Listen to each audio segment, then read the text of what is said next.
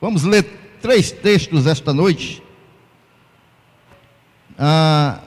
Nós estamos, irmãos, estudando, no seminário da nossa igreja, CETESF, Seminário Teológico Sem Fronteiras, e o CETADEM, Seminário Teológico das Assembleias de Deus, convênio. Estamos estudando agora as cartas pastorais, que inclui a carta de 2 Timóteo. Nós vamos ler 3 textos esta noite. O primeiro está na carta de 2 Timóteo, capítulo 1, versículo 11 e 12. Quem achou diz amém. Diz assim a palavra do Senhor: para o que fui constituído pregador e apóstolo e doutor dos gentios. Versículo 12: por cuja causa padeço também isto, mas não me envergonho, porque eu sei em quem tenho crido, e estou certo de que é poderoso para guardar o meu depósito até aquele dia. O segundo texto, irmãos, está em 2 Timóteo, no capítulo 4, versículos 6 e 8. Quem achou diz amém. Diz assim a palavra do Senhor: porque eu já estou sendo oferecido por aspersão de sacrifício, e o tempo da minha partida está próximo. Combati o bom combate, acabei a carreira e guardei a fé. Desde agora a coroa da justiça me está guardada, a qual o Senhor justo juiz me dará naquele dia, e não somente a mim, mas também a todos os que amarem a sua vinda. E o terceiro e último texto, irmão, nós vamos voltar um pouco para a carta de Filipenses, também capítulo 4. Volta um pouco. Filipenses capítulo 4, versículos 12 e 13.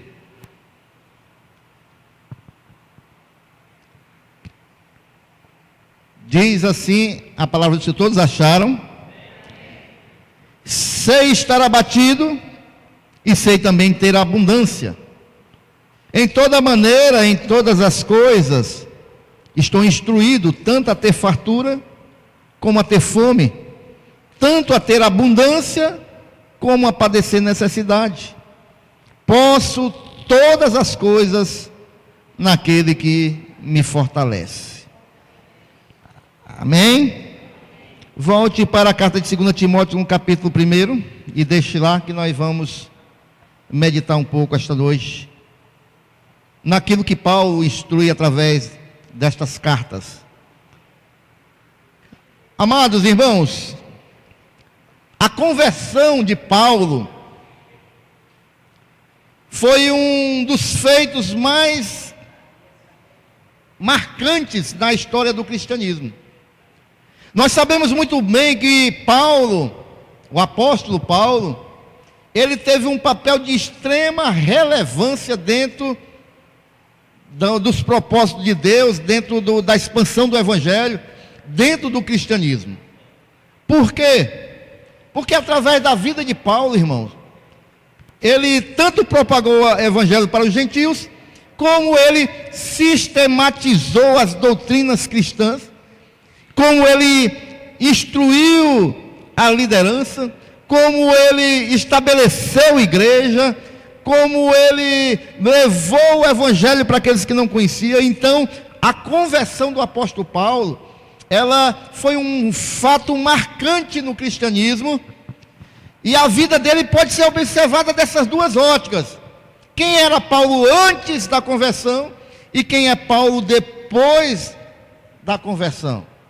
E é sobre essa segunda fase de Paulo depois da conversão que eu quero esta noite meditar com você, nesses ensinos do apóstolo Paulo, porque ele nos deixa um exemplo, irmãos.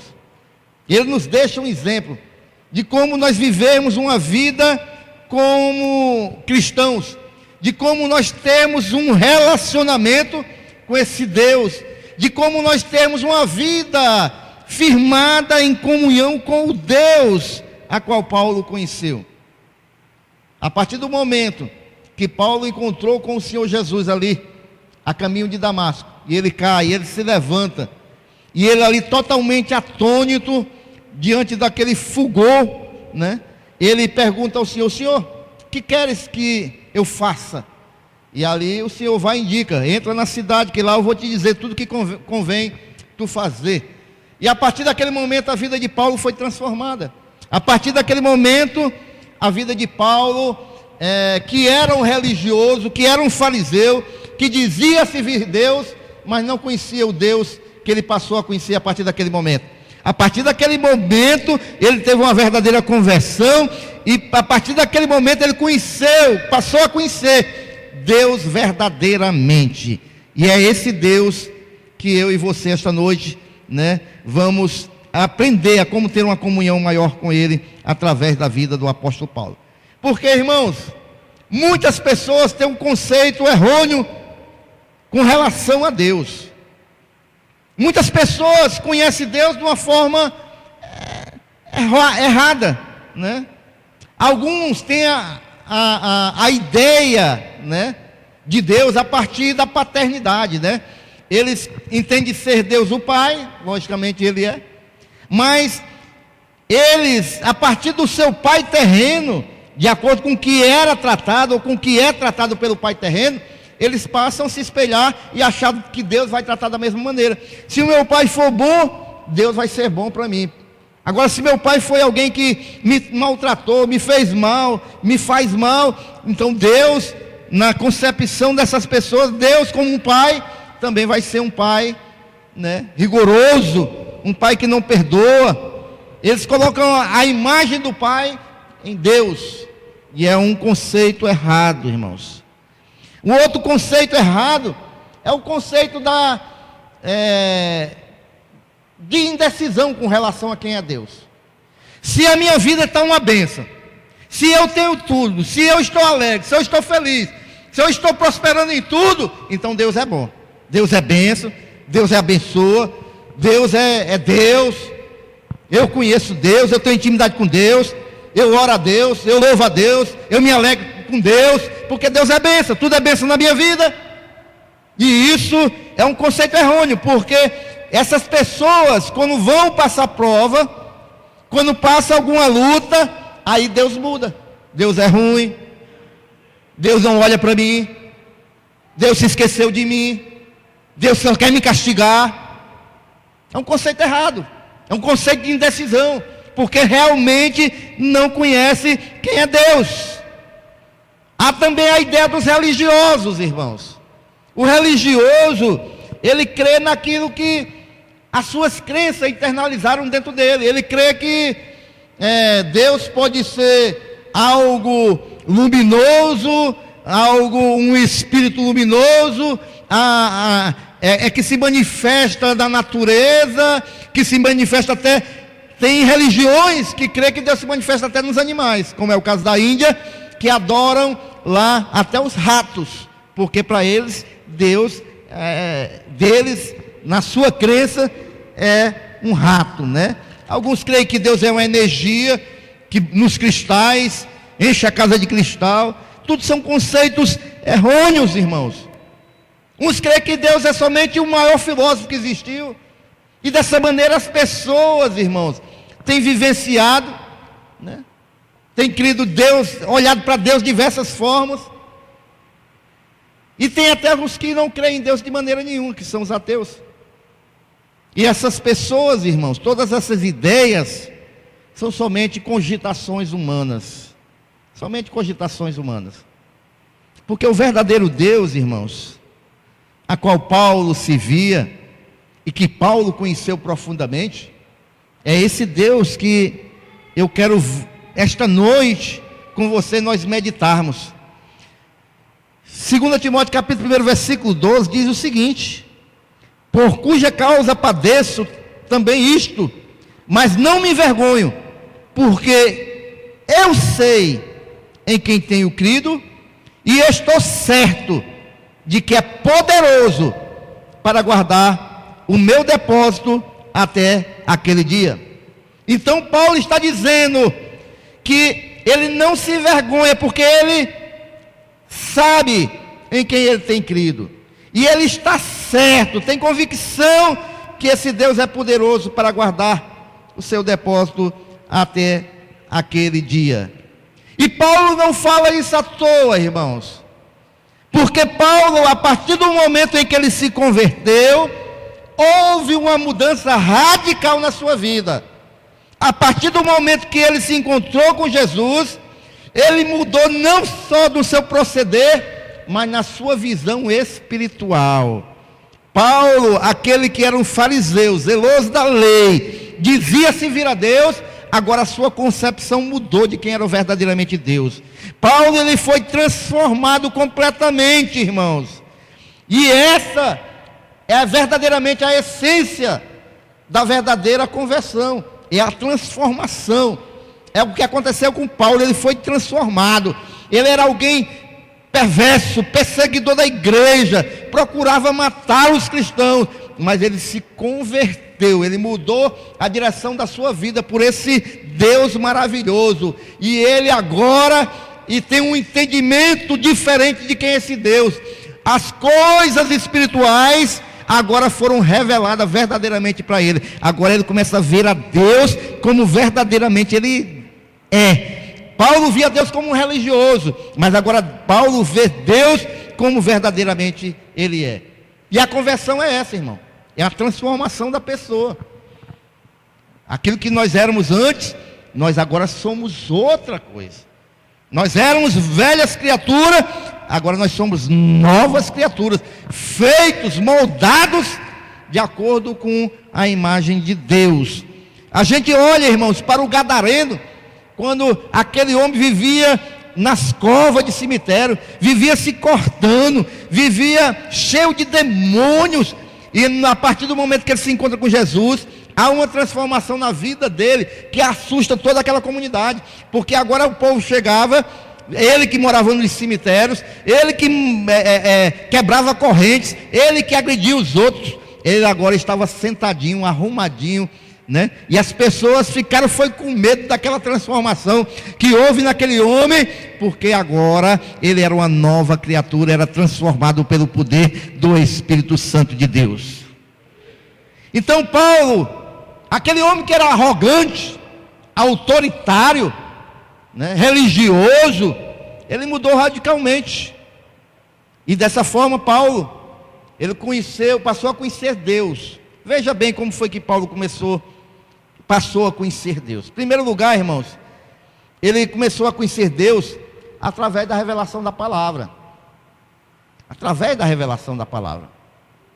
No capítulo 4 desse livro que nós estamos aí aberto, 2 Timóteo, lá no versículo 13, Paulo estava preso, e ele manda um recado e diz assim: quando vieres, traz a capa que deixei em Troade, em casa de Carpo, os livros, principalmente o que, igreja? Os pergaminhos. E o que eram os pergaminhos, irmãos? Era a palavra, irmãos. Era a palavra de Deus. No começo, irmãos, a palavra de Deus, ela era escrita de várias maneiras, né? Não havia papel como nós temos hoje, não havia fábrica de papel. Então, esses pergaminhos eram coros de animais que eram secados, tratados, e ali eles escreviam naquele couro. É chamado de pergaminhos porque esse material vinha da igreja de Pérgamo, né? Da igreja não, da localidade de Pérgamo. Então daí vem o nome pergaminho. E Paulo aqui, ele está preso, mas ele pede que levem, mesmo ali, nos últimos dias, porque aqui já é a despedida de Paulo, ele pede para ler a palavra de Deus. Ele pede para estar na palavra de Deus, porque a palavra, irmãos, nos revela quem é Deus. Como é que eu vou conhecer a Deus se eu não leio aquilo que Ele quer para a minha vida, que é a palavra? Como é que eu vou conhecer a Deus se eu negligencio um momento de devocional, de deixar o Espírito Santo de Deus falar o meu coração através da palavra? Como é que eu vou conhecer a Deus e os propósitos dele para a minha vida se eu não abro a palavra de Deus? Como é que eu vou conhecer a Deus se eu não escuto a palavra? Como é que eu vou conhecer a Deus se eu não busco conhecer na sua revelação para a humanidade? E a maior revelação que a humanidade pode ter é a palavra de Deus, meus irmãos. É por isso, irmãos, que tem muitas pessoas que não conhecem a Deus. E é por isso que tem muitas pessoas apresentando um outro Deus aí, e as pessoas seguindo a outro Deus, porque não conhecem o Deus da Escritura, da palavra. Tem pessoas seguindo a deuses, irmãos, aí, que não são o Deus da palavra. É o Deus Mamon, e muitos outros deuses, mas não o Deus verdadeiro, porque não conhecem as Escrituras, irmãos. Não tem prazer em ler as Escrituras.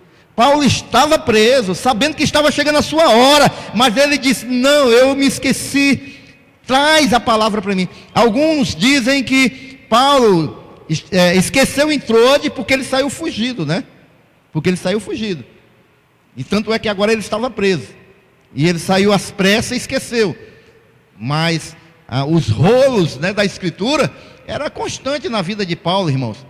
Tanto que ele lia, como ele também era um produtor do Espírito Santo de Deus, e escreveu a metade do Novo Testamento, porque a palavra, ela é importante para a igreja, porque a palavra é o direcionamento para nossas vidas, irmão, porque a palavra é a autoridade da igreja de hoje. O pastor pode pregar o que quiser aqui, mas se não estiver de acordo com a autoridade da palavra, você rejeite, porque o que vale e que tem autoridade é a palavra de Deus.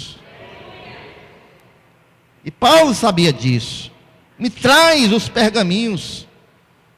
Mas Paulo também, irmãos, ele conhecia esse Deus através da revelação, né? Da excelência da revelação. Em Gálatas, capítulo 1, deixa eu abrir aqui para você. No livro de Gálatas, no capítulo 1, Paulo fala sobre isso.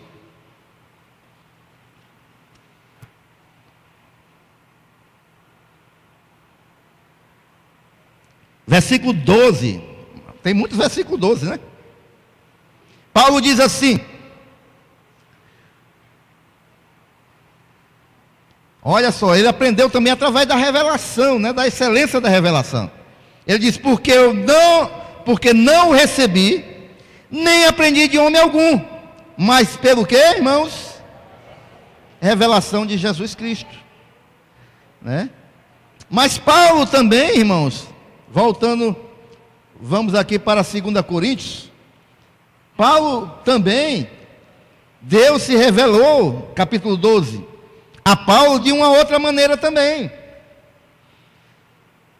E ele fala que para ele não ser orgulhoso, né? Para que ele não procurasse glória para ele, para que ele não roubasse a glória de Deus, né?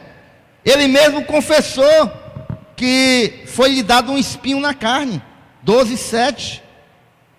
E para que me não exaltasse pela excelência das revelações, foi-me dado um espinho na carne, a saber, um mensageiro de Satanás, para que me esbofeteasse, a fim de não me exaltar. Isso aqui era Deus o ensinando através da revelação, né? Como Paulo deveria se proceder. Mas, queridos, eu creio que Paulo, ele passou a conhecer mais a Deus, e eu e você passamos a conhecer mais a Deus, logicamente através da palavra, através da revelação de Deus, mas também pela experiência do dia a dia. E aqui eu quero me deter um pouco com você, a nossa experiência do dia a dia, a nossa convivência com Deus, irmãos. E aqui eu quero chamar a sua atenção, irmãos, porque se você é um cristão que só tem um relacionamento com Deus dentro da igreja, você não vai crescer no conhecimento de Deus. Se você é um cristão que só quer ter um relacionamento com Deus quando vem para a igreja, um cristão religioso, você não vai crescer no conhecimento de Deus, porque nós crescemos no conhecimento de Deus no dia a dia, irmãos, nas nossas experiências diárias com Deus. É quando eu me acordo de manhã, é quando eu vejo algo acontecendo na minha vida, eu medito, o que Deus fez, É quando eu oro para o Senhor, eu vejo a resposta. É quando eu vejo um livramento que Deus me dá. E essa convivência, essa experiência, né, vai me fazendo conhecer a Deus. Eu vejo que Deus está agindo ao meu favor, está intervindo na minha vida, intervindo na vida da minha família. Eu vejo o operar de Deus. Eu tiro lições que Deus está me dando. Quando eu estou errando em alguma coisa e Deus me corrige, eu vejo que é Deus falando. Dessa maneira nós vamos crescendo. Mas se eu não percebo essas coisas, não convivo com Deus no dia a dia, e só deixo para ouvir Deus na igreja, ou falar com Deus na igreja, eu vou perder, irmãos, de crescer, né? E Paulo, ele diz que cada experiência do seu ministério demonstrava a presença de Deus. Olha o que Paulo diz lá em 2 Timóteo, capítulo 3, versículo 11. Ele diz o seguinte: perseguições e aflições tais quais me aconteceram em Antioquia, em Icônio e Listra, quantas perseguições sofri, e o Senhor de todas me livrou. Dia a dia, experiência, convivência com o Senhor. Amém? Ou você acha que Deus só está do seu lado quando é bênção, quando é alegria, quando é... Não, irmão. Nas provações, nas lutas, é no dia a dia, nas experiências, naquilo que nós passamos nesta terra com o Senhor. Aí nós vamos crescendo, né? Paulo, ele tinha uma confiança tão grande em Deus, irmãos. Tinha uma confiança tão grande em Deus. E um conhecimento tão profundo, né? Que lá em Romanos capítulo 8, ele entoa um hino numa espécie de desafio. Ele diz o seguinte: quem nos separará do amor de Deus? Quem vai nos separar do amor de Deus? Né? E ele mesmo responde, né? Vai falando. Por quê? Porque Paulo tinha essa confiança. Não era luta, não era aprovação, não era a espada, não era a fome, nada poderia separar ele do amor de Deus. Por quê? Porque nas experiências do dia a dia, ele sabia que Deus estava do lado dele. Eu quero falar para você esta noite, que está passando luta ou provação, ou um momento de enfermidade. Eu quero te dizer que Deus não te deixou de lado por causa disso. Deus continua do mesmo lugar que ele sempre esteve. Deus continua com o mesmo poder que ele sempre teve. Agora ele tem algum propósito nesta causa da tua vida. O que Deus faz, tudo é perfeito. Se Deus tem permitido você passar prova, é porque Deus tem propósito nisso. É para você crescer, é para você se edificar, é para você ser alguma coisa que Deus quer que você seja, e ele está trabalhando na tua vida. Nos momentos de aflição, irmãos, Paulo, em vez de murmurar, esse Paulo era demais, irmãos, era demais. Em vez de murmurar, irmão, ele dizia que os sofrimentos fazia parte, né? Era próprio daqueles que querem viver em Cristo. Lá em 2 Timóteo 3,12, ele diz o seguinte: e também todos os que piamente querem viver em Cristo Jesus padecerão perseguição. Ele sabia, olha, irmão, se você quer vir viver o verdadeiro cristianismo, você vai sofrer perseguição, vai padecer perseguição, irmão, né? E isso fez com que Paulo tivesse uma vida diferenciada, irmãos. Esse evangelho é diferente, né, irmãos, do que tem por aí? Esse evangelho está um pouquinho diferente, não está, irmão? Porque geralmente o evangelho que a gente está acostumado a ouvir é que quem vai para Cristo vai ganhar carro, casa, geladeira. Mas o evangelho verdadeiro, irmão, diz que quem quer viver para Cristo verdadeiramente vai sofrer perseguição, irmão. Sabe por quê? Porque quem vai viver verdadeiramente para Cristo vai ser luz em meio às trevas. Nós estamos vivendo num mundo conturbado, irmãos. Num mundo em que os valores cristãos, os valores moral, o amor a Deus não faz mais sentido nesse mundo. Então, aqueles que querem viver um evangelho verdadeiro, logicamente eles vão ser rejeitados, irmãos, por este mundo. Esse é o evangelho verdadeiro, genuíno. Mas isso, irmão, não parou o apóstolo Paulo. Ele conhecia Deus pela experiência do dia a dia, pela revelação da palavra, pela excelência da revelação. E isso ajudou Paulo a viver uma vida cristã que nos traz um exemplo, irmão, e que eu e você precisamos viver. Amém? Amém ou não amém? Diz aí para o teu irmão: irmão, você tem que viver uma vida parecida com a vida de Paulo. Eita Jesus!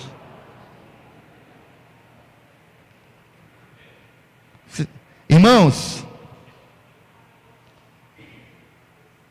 muitos cristãos hoje estão pensando só no evangelho das facilidades, na teologia da prosperidade. Alguns pensam, irmão, que passar provação, lutas, é castigo de Deus, porque está em pecado. Não, eu estou passando uma luta, é porque Deus está me castigando. É algum pecado, eu tenho que saber o que é esse pecado. Pode ser, mas em geral, irmãos, não é por causa de pecado não, porque crente passa provação mesmo. Crente passa lutas, irmão. E eu acho legal, irmãos, Paulo, ele ensinando nos crentes de Roma, lá em Carta aos Romanos, capítulo 5, do versículo 3 ao 4, né? Paulo, sabe o que Paulo disse para os cristãos? Ele disse que os cristãos, eles deveriam se alegrar nas tribulações. Posso ouvir um glória a Deus aí, crente? Ele diz o seguinte: e não somente isso, mas também nos gloriarmos nas tribulações, sabendo que a tribulação produz paciência, a paciência a experiência, e a experiência esperança, e por aí vai. Então, para Paulo, a luta, a dificuldade, a tribulação era motivo de alegria, porque ia produzir crescimento para ele, perseverança, paciência. Amém? E parece até um contraste. Paulo, ele diz o seguinte, irmão, ele estava passando um sofrimento grande, irmãos, uma luta grande. Aí ele escreve para os coríntios, e ele diz o seguinte, olha, que era um prazer, né, quando ele se sentia fraco. Ele diz o seguinte, 2 Coríntios 12:10, pelo que sinto prazer nas fraquezas, nas injúrias, nas necessidades, nas perseguições, nas angústias, por amor de Cristo, porque quando estou fraco, então é que estou forte. Eita Jesus, né? Paulo, ele dizia: meu irmão, quanto mais lutas, quanto mais tribulação, quanto mais dificuldade, quanto mais eu estou pagando o preço, estou na prova, eu estou fraco, aí é que eu vou estar forte, porque eu vendo que a luta é grande, eu vendo que eu sou fraco, eu estou nos pés de Jesus, eu estou com o meu Senhor, e quando eu estou com o meu Senhor, eu me faço forte, aí eu sou forte, porque Deus é tudo em mim. Então, irmão, quando a gente está fraco, então é que a gente tem que ser forte. Quando a gente está fraco, então é que a gente tem que buscar Deus, porque a gente se torna forte. Sabe o que Paulo está dizendo, irmãos? Paulo está dizendo que ele não vai se deixar influenciar pelas circunstâncias. Ele não vai se deixar levar pelas circunstâncias. A gente viu lá o texto, né, de Filipenses capítulo 4. Eu peço que você volte para nós meditarmos. E Paulo, ele pensava assim mesmo. Ele tinha uma confiança tão grande em Deus, que ele pensava desta forma mesmo. Filipenses 4, versículo 12 e 13.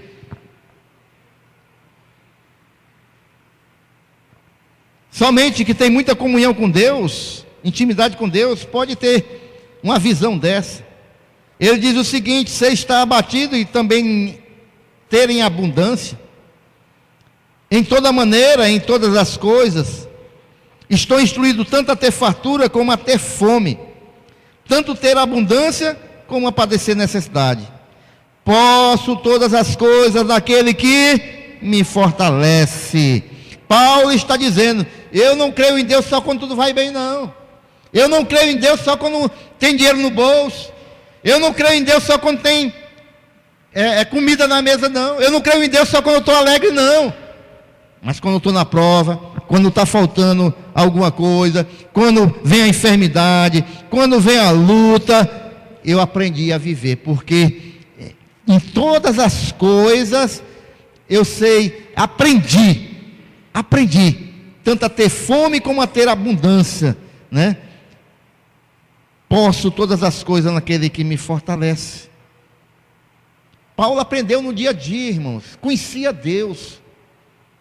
Ele tinha intimidade com Deus, tinha comunhão com Deus. Ele aprendeu a confiar em Deus completamente. E as circunstâncias ao redor da sua vida, né, não fazia Paulo parar. Irmãos, eu sei que é natural o ser humano mostrar algumas reações diante da luta. Eu sei que é natural, vir uma aprovação, nós nos entristecermos. Eu sei que é natural, no meio de uma grande batalha, vir um sentimento de tristeza. E eu posso dizer até que algumas vezes de desânimo. É verdade, irmãos. Mas o que Paulo está dizendo, irmãos, é que as lutas, né, as dificuldades, não vão fazer com que ele pare. Não vão fazer ele parar. Eu sei que os pensamentos estão ligados aos acontecimentos, e isso faz com que muitas vezes a gente venha se entristecer. Mas Paulo está dizendo: eu não vou parar diante das dificuldades. Eu sei em quem tenho crido. Eu sei que meu Deus é Deus, tanto na fartura como na necessidade. Eu sei que meu Deus é Deus, tanto na dificuldade como na alegria.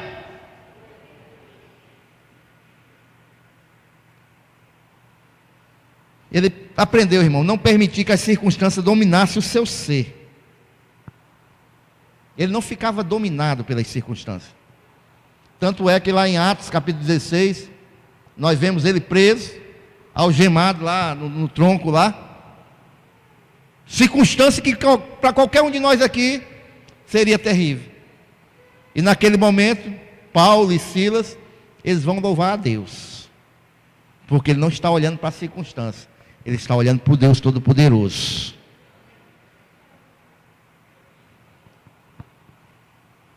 Paulo, ele possuía objetivos definidos, irmãos.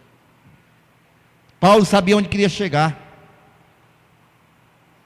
Paulo sabia quem era o Deus que estava com ele. Ele sabia que onde queria chegar, porque na carta de 2 Timóteo, no capítulo 4, né? Ele sabe, ele tinha um objetivo, e no versículo 7 ele diz: combati o bom combate, acabei a carreira e guardei a fé. Era isso que eu queria. Versículo 8 ele diz: desde agora a coroa da justiça me está guardada, a qual o Senhor justo juiz me dará naquele dia. Ele não tem dúvida que ele conseguiu a coroa, e não somente a mim, mas também a todos que amarem a sua vinda.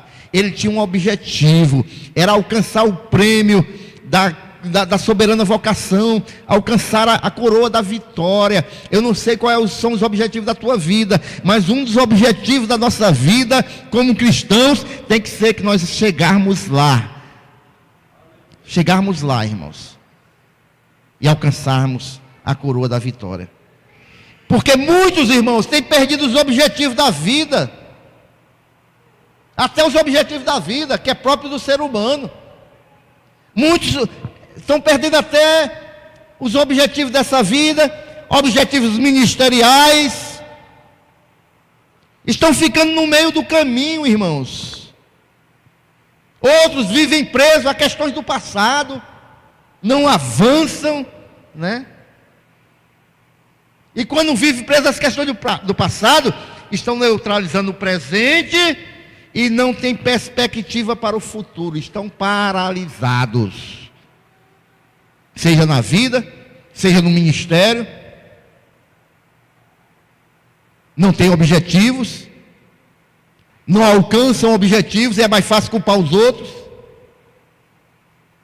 não lutam, não batalham, não conhecem o Deus a qual servem, e aí é mais fácil ficar pelo meio do caminho, irmão. Mas esta noite, em nome de Jesus Cristo, se você está vendo o Deus que estava com Paulo, e entende que é o mesmo Deus que você serve, irmão, esta noite você vai romper com essa paralisia espiritual. Esta noite, irmão, você vai tomar uma decisão na tua vida, uma postura de se levantar em nome de Jesus Cristo, irmão.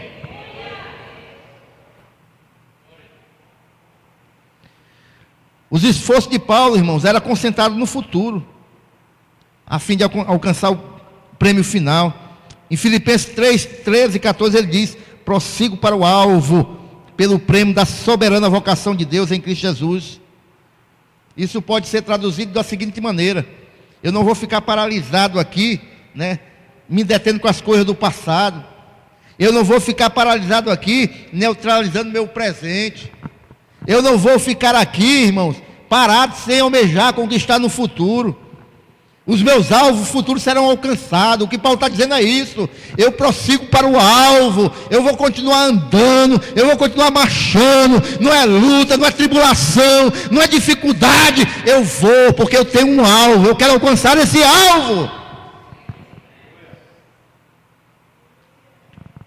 Paulo não era daqueles que ficavam, irmãos, sentado, né, perdendo tempo, murmurando com coisas do passado, relembrando o seu sofrimento, pensando em vingança. Não, irmãos, Paulo estava preocupado com o futuro, de alcançar a coroa da vitória. Paulo tinha algo em mente, irmãos, era lá na frente. E o que eu falo aqui, irmão, não só com relação às coisas espirituais, mas às coisas dessa vida também. Tem muita gente parado, irmãos. Ele não olhava para trás para perder tempo, não, irmãos. Ele olhava para frente. É para o alvo. Estava concentrado em atingir o alvo e receber a coroa da justiça. Amém, irmãos?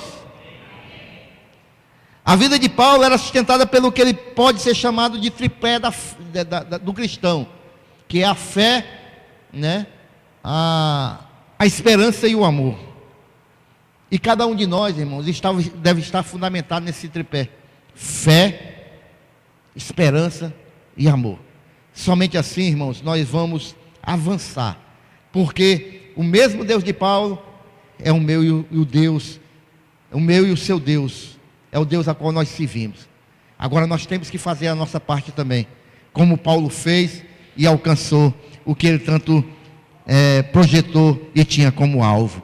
E esta noite, em nome de Jesus Cristo, se você chegou aqui esta noite e tem passado lutas, batalhas, dificuldades, não sei o que tem paralisado a tua vida, eu quero te dizer, irmãos, que o mesmo Deus de Paulo, Ele está aqui esta noite.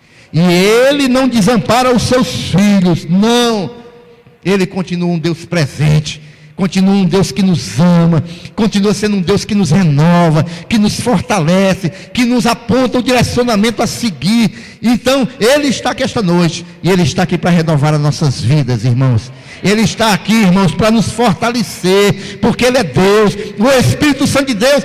O Senhor Jesus foi, mas disse que ia enviar um Consolador para nos conduzir, para nos revelar toda a verdade, e Ele está aqui esta noite, irmãos, e Ele quer nos renovar. Vamos ficar em pé glorificando a esse Deus esta noite.